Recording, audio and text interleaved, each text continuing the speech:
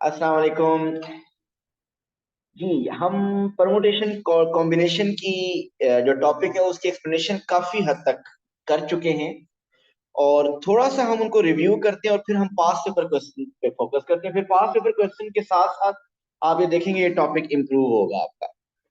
Mean different question के लिए different techniques हम अप्लाई किया करेंगे, वो आपकी क्वेश्चन टू क्वेश्चन वेरी करेंगी। और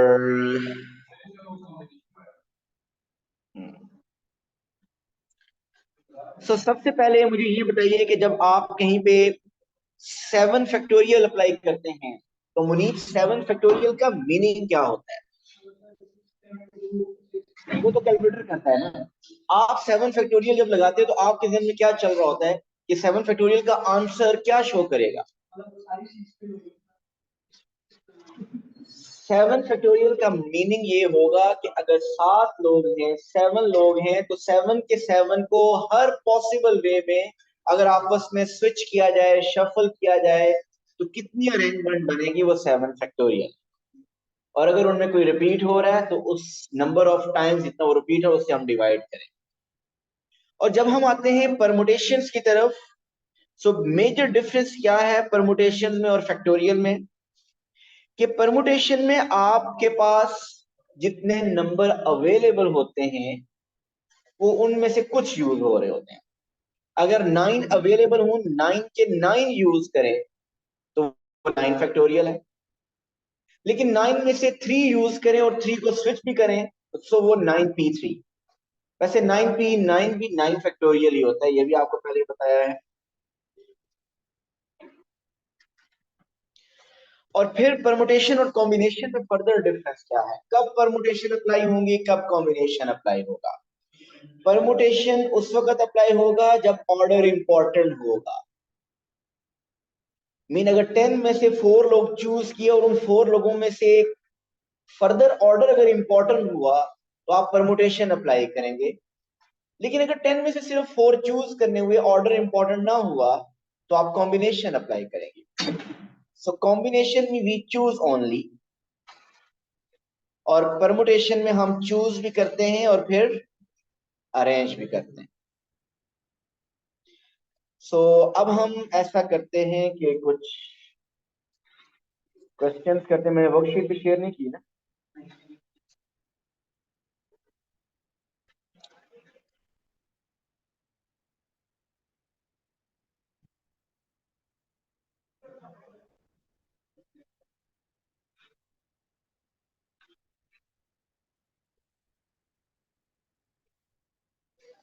ओके जी, ये देखिए, ये टॉपिक ऐसा है, हर क्वेश्चन पे आपने पहले 2-3 क्वेश्चन चलो मैं करवाऊंगा, उसके बाद हर क्वेश्चन के ऊपर खुद टाइम आपने देना। हर क्वेश्चन पिछले क्वेश्चन से डिफरेंट होगा। आपके पेपर में जून 2024 में जो क्वेश्चन आने वाला है, वो बहुत कम चांसेस है कि उस तरह का क्वेश्चन पहले आपने अटेम्प्ट किया हो। लेकिन इन क्वेश्चंस को खुद अटेम्प्ट कर करके जो आपकी एक स्किल डेवलप होगी कि कब कौन सा क्या अप्लाई करना है, परमुटेशन कब है, कॉम्बिनेशन कब है, फैक्टोरियल कब है, वो इम्प्रूव होगी। लेकिन अगर आप हर क्वेश्चन में वेट करते रहे, मीन कि आप अगर खुद अटेम्प्ट नहीं करेंगे कि क्लास में जाएंगे तो प्रॉब्लम पूछ लेंगे, खुद अटेम्प्ट नहीं करेंगे तो पास तक फाइनल भी आप पेपर में क्वेश्चन नहीं करेंगे अटेम्प्ट कर। सो ट्राई जरूर करने यार क्वेश्चन में। ऐसा पॉसिबल है हर क्वेश्चन पे आप स्टक हो जाए, ऐसा पॉसिबल है, लेकिन आप ट्राई जरूर कीजिएगा। So let's start the past paper questions of the topic permutations and combination. किधर आनी थी? वन ग्रुप में चाहिए, मैं भेज जी। Question May June 2002. The question is two digits. Sorry, the digits of the number 1, 2, 2, 3, 6, 7, 8 can be rearranged to give many different 7-digit numbers.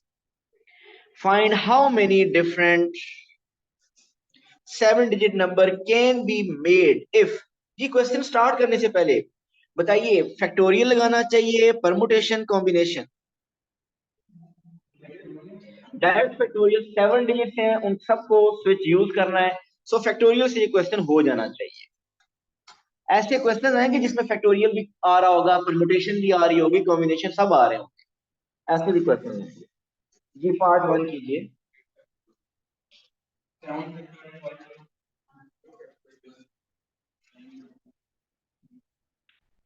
मैं worksheet group में भी सेंड कर दिए। सो 7 डिजिट्स हैं, so it will be 7 factorial.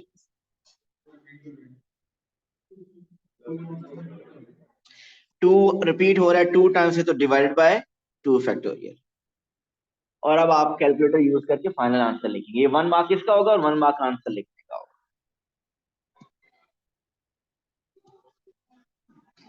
Second part,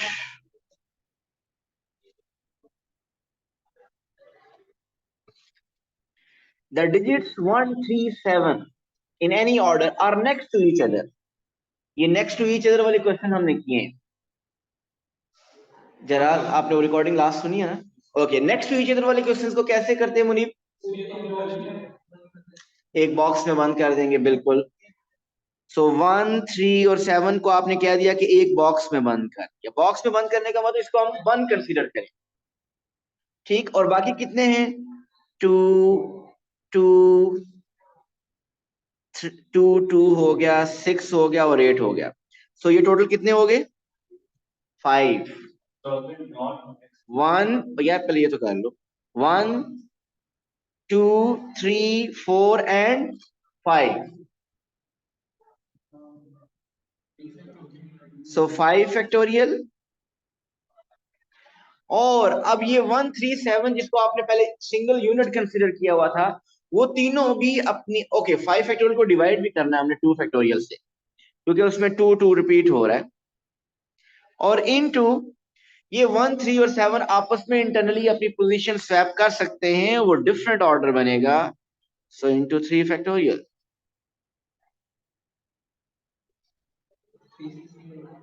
360। सो 360 वे। तो बिल्कुल नहीं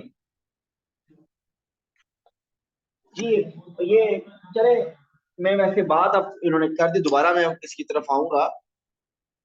अगर कहे कि 1 3 7 ऑल थ्री, ये तीनों सेपरेट हों, तो पार्ट वन में से पार्ट टू माइनस करने से आंसर इनकरेक्ट आएगा। उसकी रीजन क्या है कि आप पार्ट वन में, पार्ट वन नहीं सॉरी, पार्ट वन तो देखिए, हाँ पार्ट वन में से थ्री अगर सेकंड माइनस कर दें, तो टोटल में से वो माइनस हो जाएंगे जिसमें तीनों इकट्ठे हैं। जहां पे दो दो इकट्ठे हैं वो माइनस आप नहीं कर रहे, वो भी माइनस करने पड़ेंगे।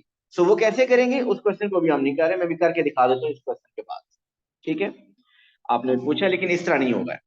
जी थर्ड पार्ट जरा देखिए।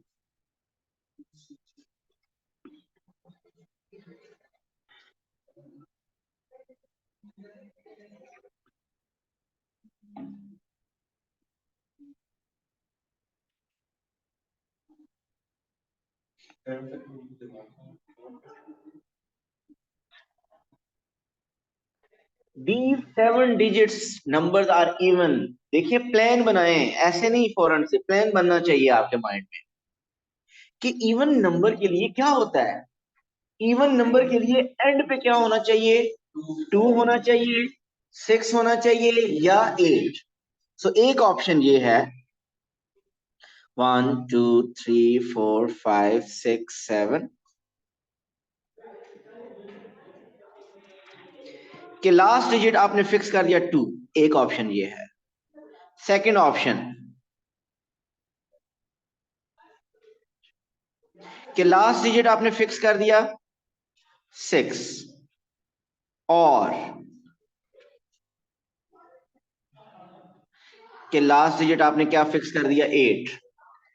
तो ये वो केसेस हैं जिसमें जो आपका नंबर बनेगा वो हमेशा इवन बने।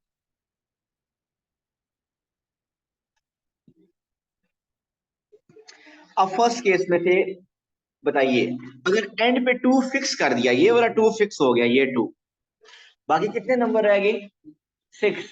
तो 6 फैक्टोरियल, बाकी कितने नंबर रह गए, 6। तो 6 फैक्टोरियल, उन 6 में कोई नंबर रिपीट हो रहा है, उन 6 में से कोई नंबर रिपीट हो रहा है, नो, कोई रिपीट नहीं हो रहा। कौन सा रिपीट हो रहा है, ये 2 आपका इधर आ गया। बाकी जो नंबर है वो रीड करें, वो हैं 1 2 3 6 7 8, उनमें कोई भी रिपीट नहीं हो रहा। उन 6 को आपस में स्विच कर रहे हो ना, तो उन्हीं 6 को आपस में स्विच करने से कोई नंबर रिपीट नहीं हो रहा। सो 6 फैक्टोरियल। ओके, जब एंड पे 6 फिक्स कर दिया, तो ये 6 तो फिक्स हो गया। अब बाकी जो 6 रह गए हैं 6 फैक्टोरियल, और उनमें जो 2 है वो रिपीट हो रहे हैं, 2 डिवाइड बाय 2 फैक्टोरियल, प्लस अगर एंड पे 8 फिक्स कर दें, ये 8 फिक्स हो गया, बाकी कितने नंबर हैं, 6। तो 6 फैक्टोरियल, और उनमें भी 2 रिपीट हो रहे हैं, डिवाइड बाय 2 फैक्ट, इन तीनों केसेस को ऐड कर दें, तो ये 3 पॉसिबिलिटी थी। तो आपके पास 7 डिजिट नंबर पता चल जाएंगे कि जो इवन है। जी क्लियर है।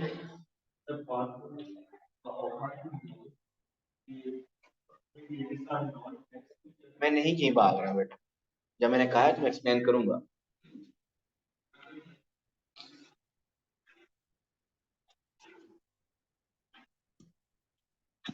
जी क्लियर है ये सबको।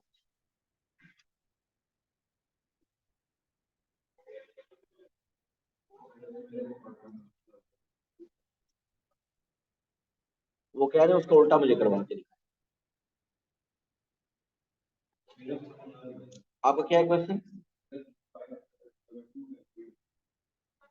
क्योंकि 2 रिपीट हो रहा था ना। समझे ये नहीं? ये देखें 1 3 7 आपने एक बॉक्स में बंद किया था सेकंड पार्ट में। बाकी नंबर्स क्या थे? 2 2 6 और 8। ये कितने नंबर हुए? 5। उन 5 में कोई रिपीट तो नहीं हो रहा? 6 कैसे?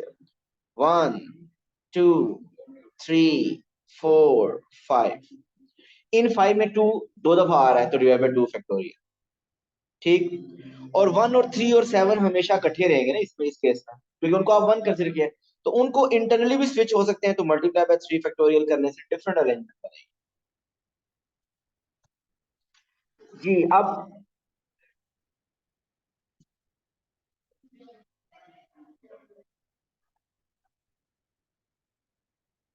क्योंकि जब तक वो मैं एक्सप्लेन नहीं करूंगा तलहा को, तलहा उसी क्वेश्चन पे स्टक करेंगे। हमारे पास अब हैं माशाल्लाह 6 बॉयज हैं एंड 4 गर्ल्स हैं। इन 6 बॉयज को, अब ये मैं कोई पास पेपर का क्वेश्चन नहीं करवा रहा, लेकिन ऐसे पास पेपर का क्वेश्चन बहुत मिलेंगे। 6 बॉयज हैं और 4 गर्ल्स हैं। मुझे बताइए इनको अगर आप एक लाइन में अरेंज करें, कोई कंडीशन नहीं है, कितने वेज होंगे? 10 फैक्टोरियल। ठीक हो गया। डिवाइड भी करने को किससे? बॉयज बॉयज आपस में स्विच करने से फर्क नहीं पड़ता, ये कहना चाह रहे हैं आप। ये बी बी नहीं, ये बॉयज है। ठीक है। So Talha and Ahmad they are different. So second part,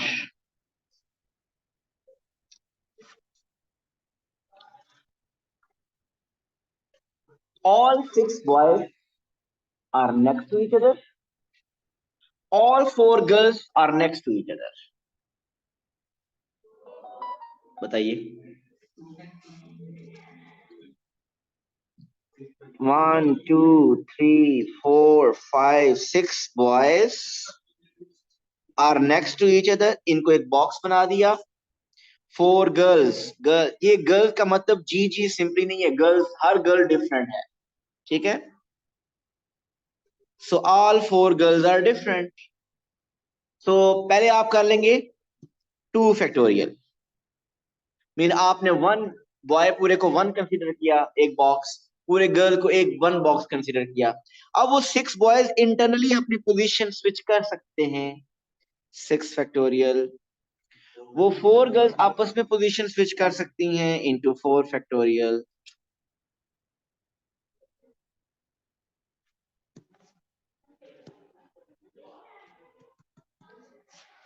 all 4 girls are next to each other. अब करना है third part, all 4 girls are next to each other.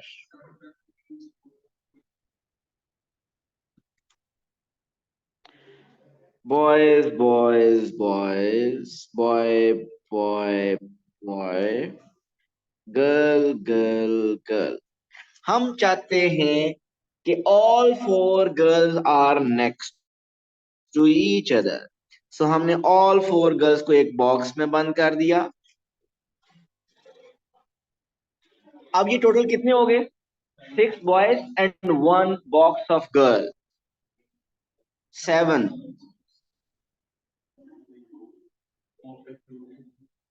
और गर्ल्स इंटरनली अपनी पोजीशन स्विच कर सकती हैं into 4 factorial. Usman daily late आते हैं क्लास में। Okay, fourth part.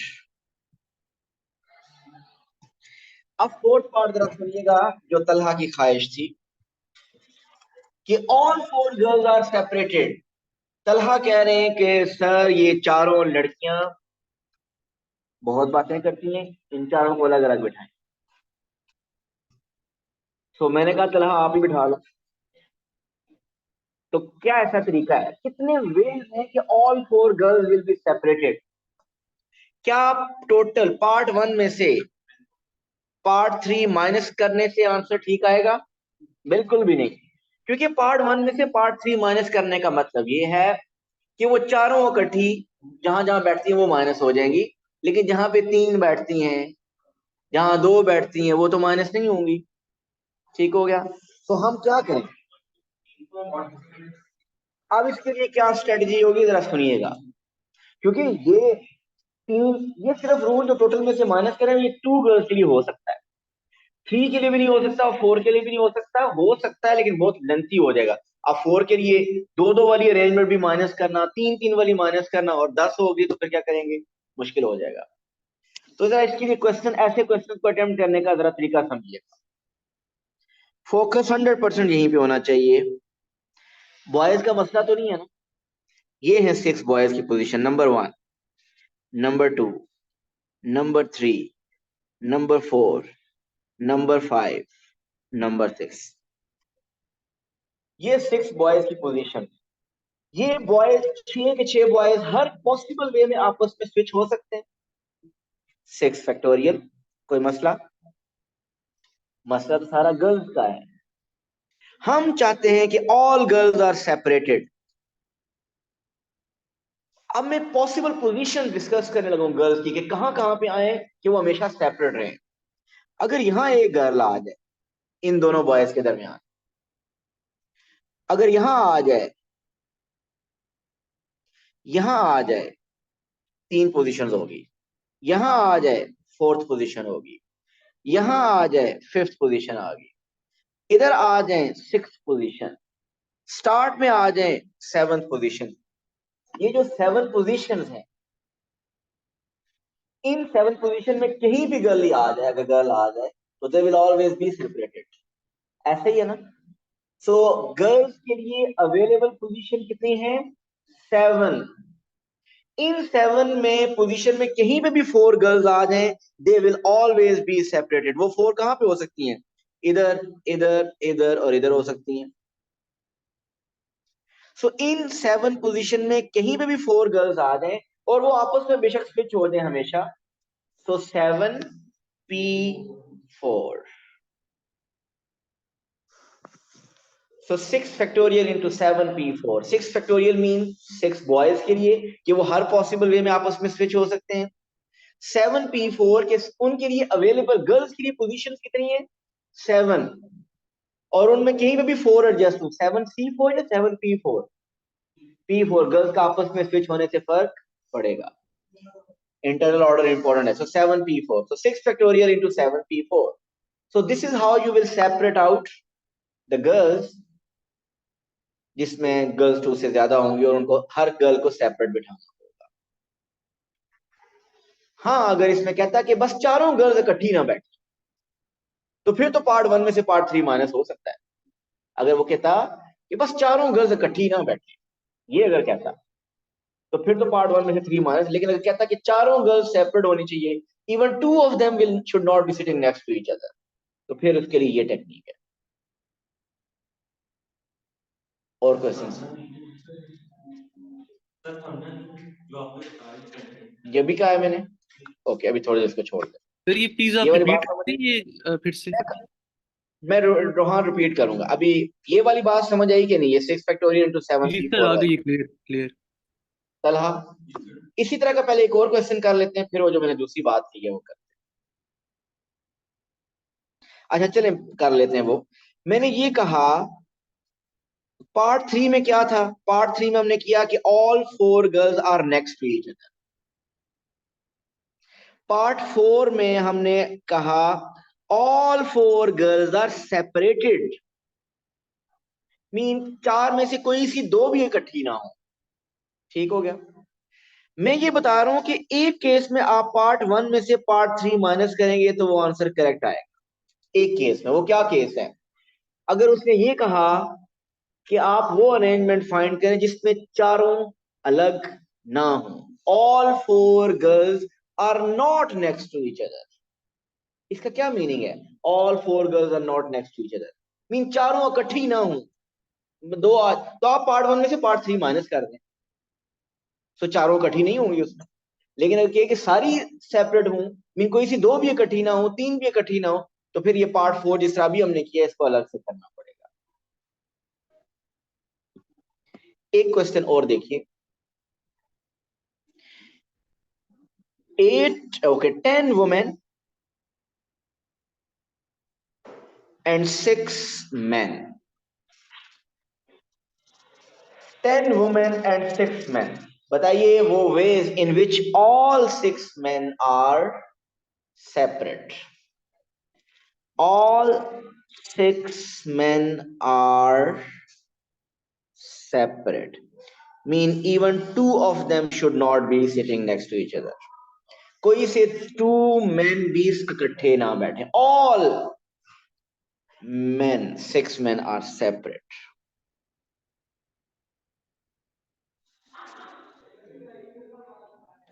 No two men must be next. No two men are next to each other. कोई से दो भी इकट्ठे ना हो.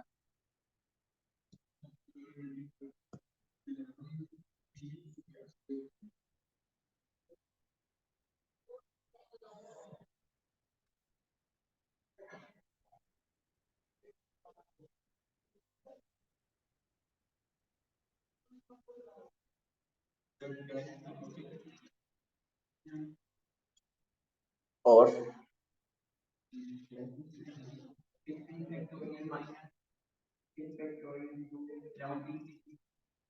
दोबारा बोले.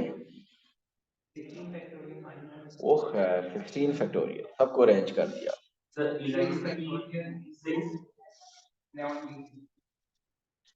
अब पहले क्या हुआ? बस 11p6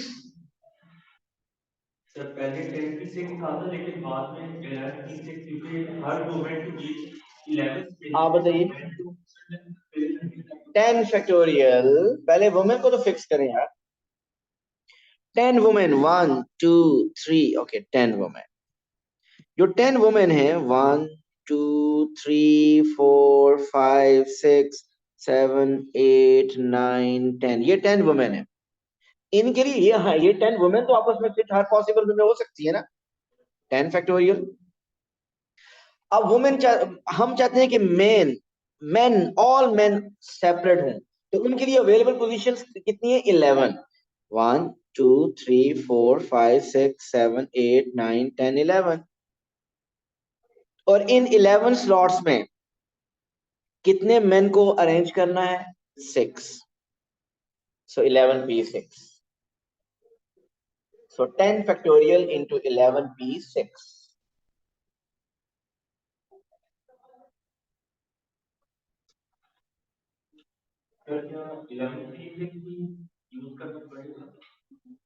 यहाँ पे यहाँ अगर कोई 11c6 करता है, यूं करता है 11c6, उसका मतलब ये है कि वो इन 11 पोजीशन में से 6 पोजीशन पे मेन को जस्ट एडजस्ट करता है. उन मेन को आपस में स्विच नहीं कर रहे, आप सिर्फ आप चूज कर रहे. तो आप मल्टीप्लाई करेंगे 6 फैक्टोरियल से भी, क्योंकि आपको पता है कि 11 में से जो 6 मेन आएंगे इन पोजीशन पे वो आपस में भी स्विच होने से ये जितनी पोजीशन हैं यहाँ पे 30, इन पे ये आप 6 लोग अगर आ जाएं तो क्या ये एक ही अरेंजमेंट है या ये आपस में आप सब स्विच करने से डिफरेंट अरेंजमेंट है? सो इनकी फर्दर अरेंजमेंट करनी है. तो अगर आप कॉम्बिनेशन लगाना चाह रहे हैं तो 11c6 का मीनिंग ये है कि आप जस्ट 11 सीट्स में से 6 सीट्स चूज कर रहे हैं कि इन 6 पे लोग बैठेंगे.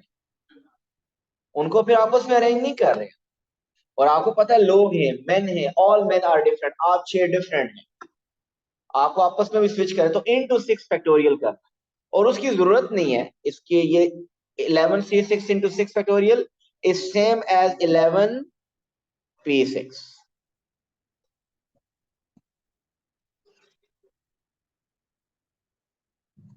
चलें जी वापस आते हैं. मई जून 2003.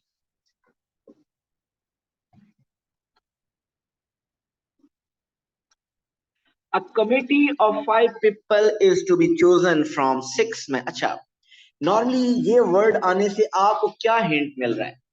ये परमुटेशन है या कॉम्बिनेशन? कॉम्बिनेशन है.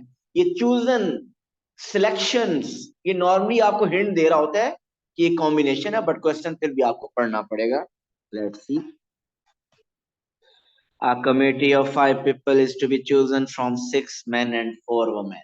टोटल 10 लोग हैं, उनमें से 5 लोगों की कमेटी बनानी है. In how many ways can this be done? if there must be 3 men and 2 women on the committee. Munib,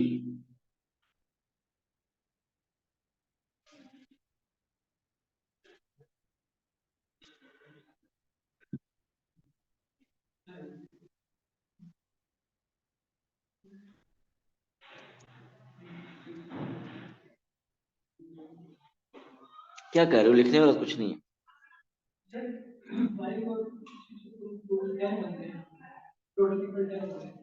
total लोग 10 हो गए, बिल्कुल 5 चूज करने। हाँ जी, अगर मैं लगा दूं 10C5, इसका मतलब 10 में से कोई से 5 आ जाए, ये मतलब बनता है ना 10C5। लेकिन हमें कोई से 5 नहीं करने, हम चाहते हैं 3 मेन हूं और 2 वुमेन हूं। वेट वेट, 10C3 का मतलब है कि जो 10 मेन एंड वुमेन हैं टोटल, उनमें से कोई से 3 आ जाए।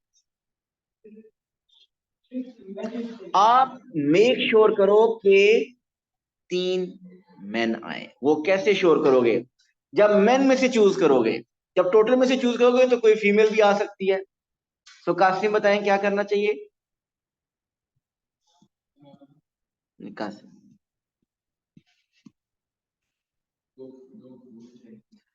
3 मेन चाहिए और 2 वुमेन चाहिए। 5 कहां से आया?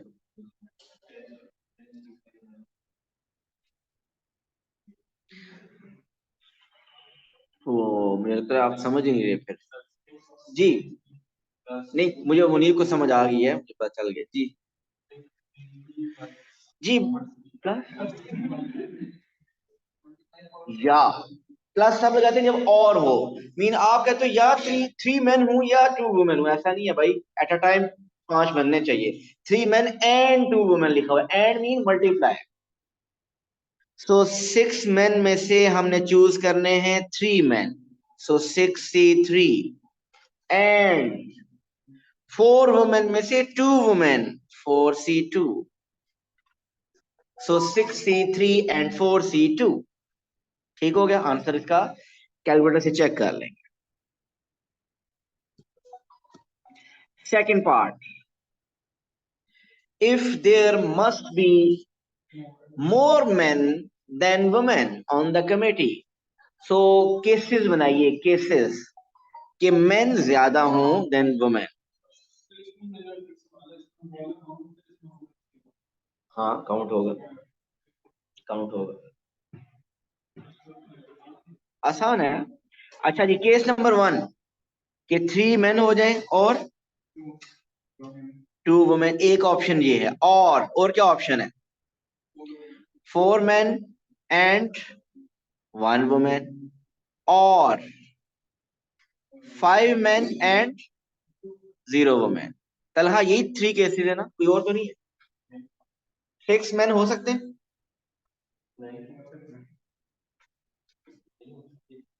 चूज ही 5 करने हैं, कमेटी 5 की बनानी है। सो इनको अब लिखिए, 3 मेन 2 वुमेन। 6 में से 3, 6C3। 4 वुमेन में से 2 वुमेन, 4C2। और मीन प्लस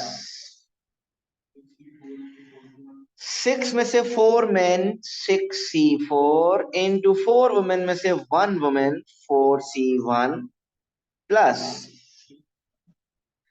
6 में से 5 मेन, 6C5, और 4 में से कोई वुमेन नहीं। बेशक आप आगे लिखें ना, लेकिन अगर लिखें 4C0 लिखना चाहते हैं तो लिख लीजिए 4C0।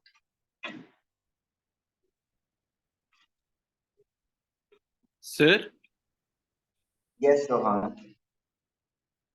सर थर्ड पार्ट में 2 कंडीशंस बनेंगी या 3? थर्ड पार्ट मैंने अभी पढ़ा नहीं है, मैं देख रहा हूँ।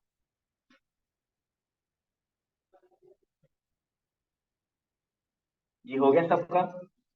अब देखते हैं third part. Third part is if there must be 3 man and 2 women. एक कंडीशन ये लग गई कि there must be 3 man and 2 women, एक कंडीशन तो ये है। And one particular women refuses to be on the committee with one particular man. एक स्पेसिफिक वुमेन जिसका नाम कुछ भी हो सकता है, उसने कह दिया कि एक स्पेसिफिक मैन तलहा, अगर वो कमेटी में होगा तो मैं कमेटी में नहीं। अब क्या करें?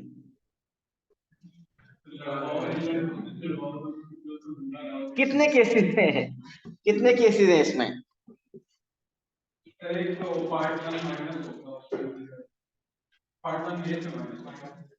माइनस वाले तरीके से मैं करवाता हूँ, लेकिन अभी पहले डायरेक्ट करते हैं, पहले केसेस लंबा करते हैं क्वेश्चन को। एक केस ये है कि वो पर्टिकुलर वुमेन, ये जरा क्वेश्चन समझने वाला है, कि वो जो पर्टिकुलर मैन है वो है कमेटी के अंदर, हमने डिसाइड कर लिया कि वो कमेटी के अंदर है। इसका मतलब ये अब डिसाइडेड है कि वो वुमेन कमेटी में नहीं होगी, वुमेन आउट। एक ये केस। दूसरा केस कि वो मैन मीन वो तलहा कमेटी में से आउट एंड वुमेन इन। और तीसरा केस भी है कि दोनों को बाहर निकाल दें, जो ऐसे काम करते हैं उन दोनों को नहीं खिलाना, मैन भी आउट वुमेन भी आउट। ये वो तीनों केसेस में जिसमें वो स्पेसिफिक वुमेन और वो स्पेसिफिक मैन इकट्ठे नहीं होंगे। सोच के रखिए। अब जरा इसके कॉम्बिनेशंस कैसे बनेंगे जरा वो देखिए। इसका कोई बताएगा कॉम्बिनेशन क्या होगा? Man in and women out.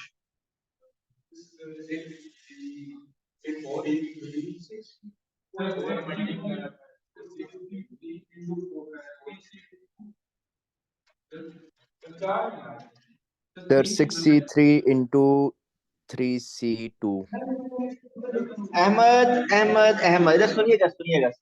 जब आप लोग 6C3 कर रहे हैं, मैं काफी मुझे आवाजें 6C3 की आ रही हैं, इससे कैसे मेक श्योर हो रहा है कि वो मैन आ रहा है इसके अंदर?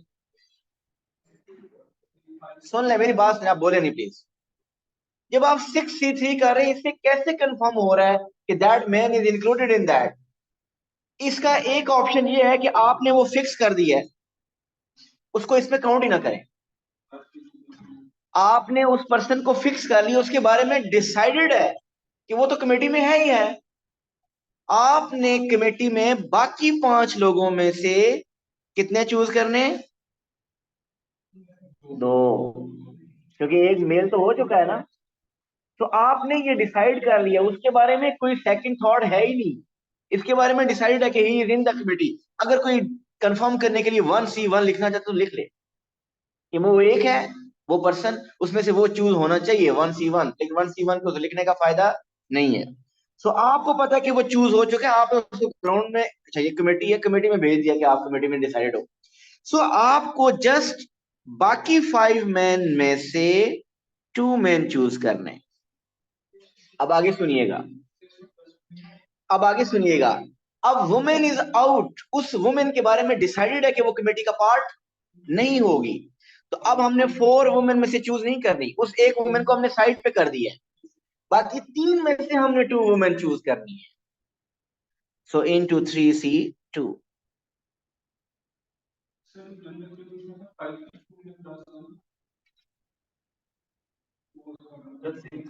इंटू 1 कर दे कि वो इंटू 1, सॉरी देखिए मेन अगर इन है पहले से 6C3 कैसे करोगे?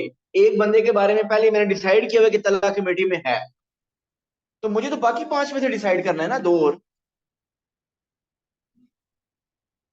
ऐसा है कि नहीं?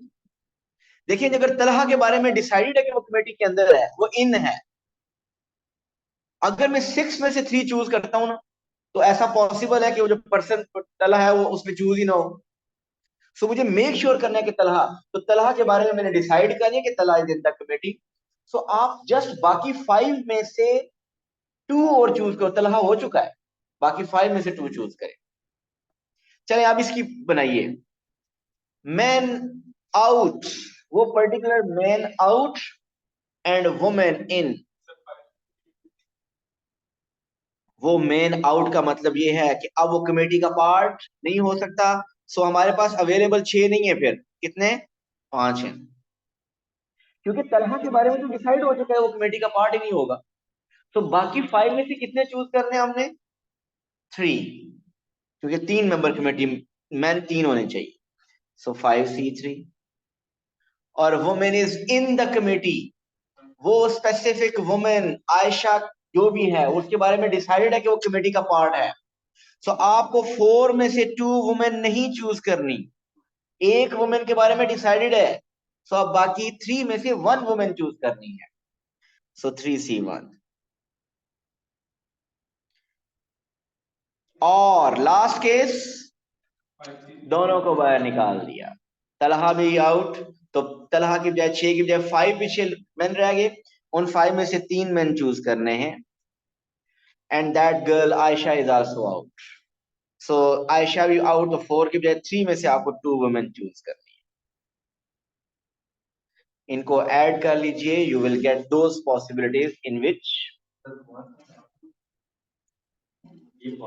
लास्ट पार्ट आपको उसने कहा था कि there must be 3 men and 2 women, and one particular woman refuses to be on the committee with one particular man. ठीक, वो पर्टिकुलर मैन है तलहा और वो वुमेन है आयशा। ठीक, हमने पहले ये किया कि तलहा को इन कर दिया और आयशा को आउट कर दिया।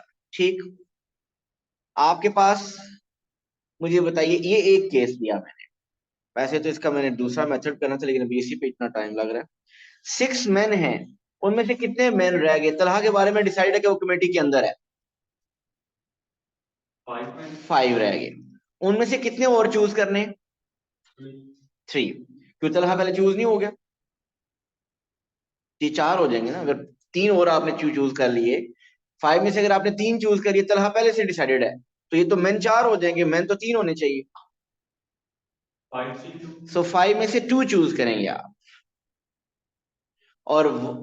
और आयशा के बारे में डिसाइडेड है कि she is out of the committee. So आपने 4 वुमेन में से चूज नहीं करने, आपने आयशा आपकी सिलेक्शन का पार्ट ही नहीं है, क्योंकि डिसाइडेड है कि आयशा इसमें नहीं होगी। सो 3 में से आपने चूज करनी है 2 वुमेन। ये समझ आया? सो इसी तरीके से जैसा मैंने तलहा को इन किया और आयशा को आउट किया, अब आप क्या कीजिए, तलहा को आउट करें और आयशा को इन करें, और फिर लास्ट केस में दोनों को आउट करें। आप ऐसा कीजिएगा। इस क्वेश्चन का एक सेकंड मेथड भी होता है लेकिन आप वो टाइम नहीं रहा, उसमें ये कर सकते हैं कि पार्ट 1 में टोटल पॉसिबिलिटीज हैं उसमें से दोनों को इन जिसमें है वो माइनस कर जी। ये मैंने ग्रुप में मैंने भेज दिया है, और ये आपने इसके फर्स्ट 10 क्वेश्चंस, बेशक कोई क्वेश्चन अटेम्प्ट कर चुके हैं हम या नहीं, ये फर्स्ट 10 क्वेश्चंस दो आपने अटेम्प्ट करने हैं। और कल जो जो इसमें प्रॉब्लम्स होंगी और प्रॉब्लम्स होंगी, प्लीज सिंसियरली अटेम्प्ट कीजिएगा, नहीं तो ये टॉपिक बहुत टफ टाइम देगा आगे आपको। Thank you so much. Allah Hafiz.